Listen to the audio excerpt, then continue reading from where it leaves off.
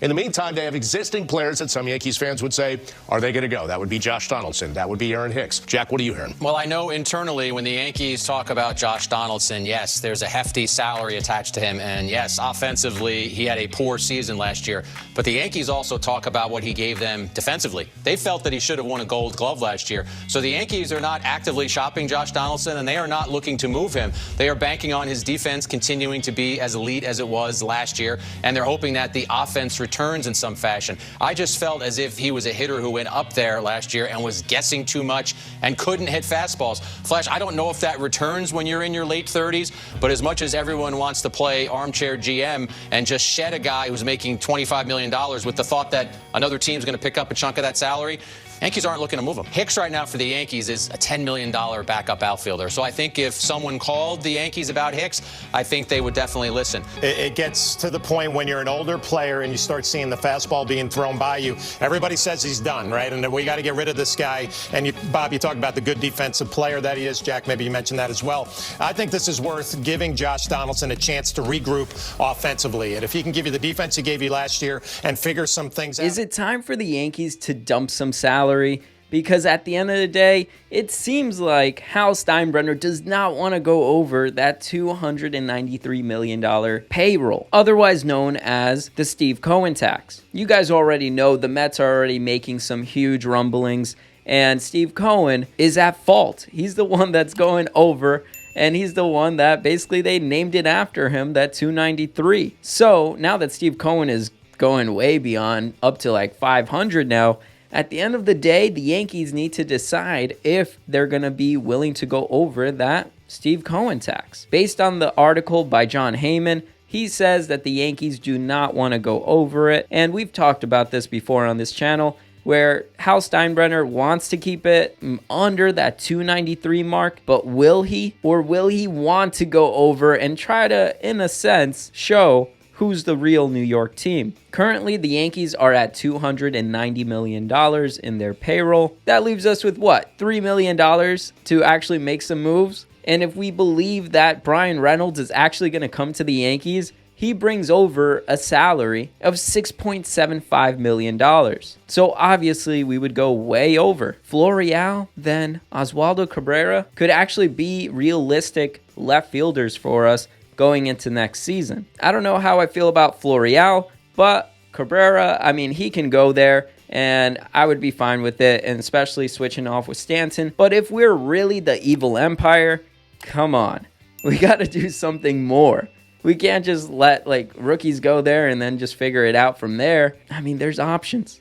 And if the Yankees are really focused in on Bryan Reynolds, then we should get a Bryan Reynolds. If not, then let's get a Profar. The Yankees didn't want to go that fifth year with Benintendi, so we lost out on Benintendi. And also, Benintendi didn't seem like he wanted to return. Then Conforto went to the Giants on a 2-year, $36 million contract, which is a lot of money. And you could just say the Giants got finessed by Scott Boras in multiple ways. But with the Yankees so focused in on Bryan Reynolds, they need to find a way to dump some of this salary. And we've talked about this before.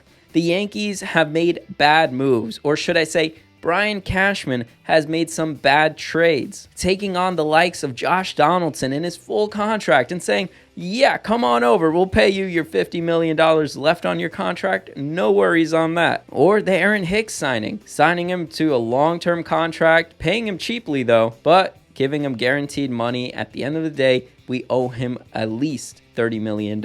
If the Yankees are really making these big moves behind the scenes, then you better believe that Donaldson or Hicks will be moved before one of these big moves happen, so that the Yankees can stay under that Steve Cohen tax. And if you've been following the Yankees' recent transactions, they've been signing like these second-tier players, having them signed to a minor league deal or a spring training invite.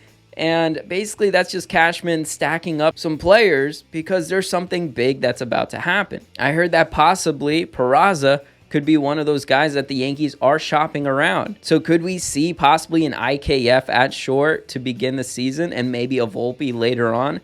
Because Peraza, he might not even be in the picture.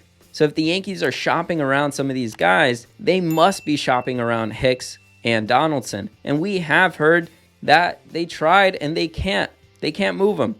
But there's always a way to move some of these guys, whether you DFA them or you really try to make a creative deal with one of these teams to package them out. I don't see why the Yankees couldn't make a deal with the Giants or some other team that's looking to desperately make some moves and just bring in some fresh blood in there and basically just say, hey, look, we brought in someone else. Look, this guy is really decent, blah, blah, blah. He came from the Yankees. Now with about $57 million owed between both of these players, HICKS and Donaldson, the Yankees would have some huge wiggle room to move things around. If you look at it in the sense of next season, then we would have at least around $30 million to play with on that budget.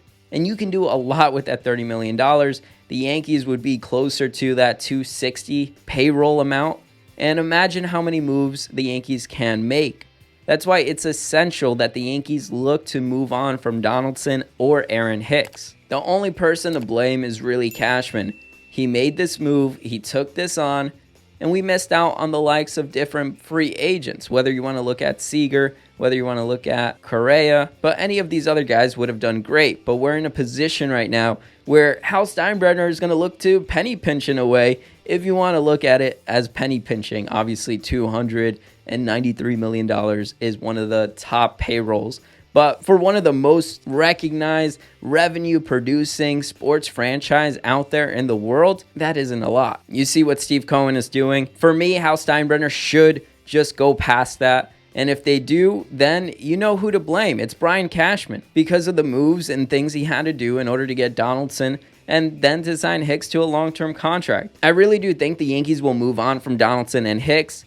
If not, try to DFA them or find a way creatively to get these guys off the payroll. Because if we're really going after Reynolds and we're going to go over that Steve Cohen tax by what, $3 million or so, then isn't it worth just finding a way to get rid of these other two guys where we're not going to even consider putting Hicks out there in left field? Then why not find a different way? These guys are still baseball players, but they're not reaching their potential right now. They're past their prime, and we got to find a way to dump them. Let me know what you guys think down below. I really do feel like the Yankees are, besides working on a Bryan Reynolds trade, they are looking to send these guys off. Because if it's true, and the Yankees do not want to go past that $293 payroll, then they must let go of Hicks or Donaldson. We just got to do it. I cannot take another Josh Donaldson bat flipping when it's not a home run type of deal.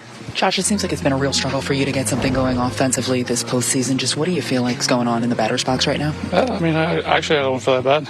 Anything you want, anything you need. Your mind's got the key ingredient, it's belief.